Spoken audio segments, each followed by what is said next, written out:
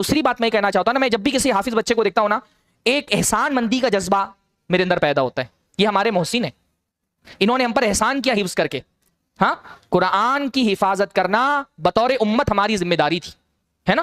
فرض کفایہ ہے قرآن کی حفاظت کرنا. کیا ہے؟ فرض کفایہ ہے. فرض کفایہ کی تعریف فقہا نے کیا کی ہے؟ فرض کفایہ فرض ہر انسان پر ہوتا ہے، ہر مسلمان پہ فرض ہو جاتا ہے، لیکن اگر چند لوگ اس کو ادا کر دیں تو دوسرے لوگ گنہگار نہیں ہوں گے، ہے نا. فرض کفایہ میں یہی ہوتا ہے نا، آپ کے محلے میں کسی کا انتقال ہو گیا، سارے مسلمانوں پر فرض ہے کہ اس کو غسل دیں، اس کو کفن پہنائیں اور اسلامی طریقے پر اس کی تدفین کریں. فرض سب پر ہو گیا.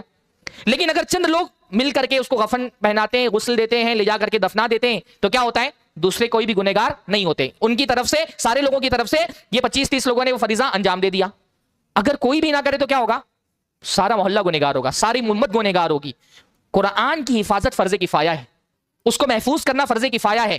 ان بچوں نے قرآن حفظ کر کے ہم کو عذاب سے بچایا ہے. ہاں، یہ اگر حفظ کرنے والی حفاظ نہ ہونا، ساری امت گنہگار ہو جائے گی. یہ اللہ تعالیٰ، یہ ہمارے محسن ہیں. یہ قرآن کی امانت ہم کو اگلی نسلوں تک منتقل کرنا ہماری ذمہ داری تھی. ہماری طرف سے یہ ذمہ داری ہمارے بچوں نے ادا کی ہے، تو ان بچوں کا ہم کو احسان ماننا چاہیے. یہ ہمارے محسن ہیں، ان کا شکریہ ادا کرنا چاہیے ہم کو. ان کو ہم کو کہنا چاہیے جزاکم اللہ خیرا، اللہ تعالیٰ اس احسان کا آپ کو بہترین بدلہ دے، کیونکہ یہ اللہ کے عذاب سے ہم کو بچانے والے ہیں. یہ ہماری ذمہ داری تھی، ہم میں سے ہر مسلمان کی ذمہ داری تھی قرآن کا تحفظ.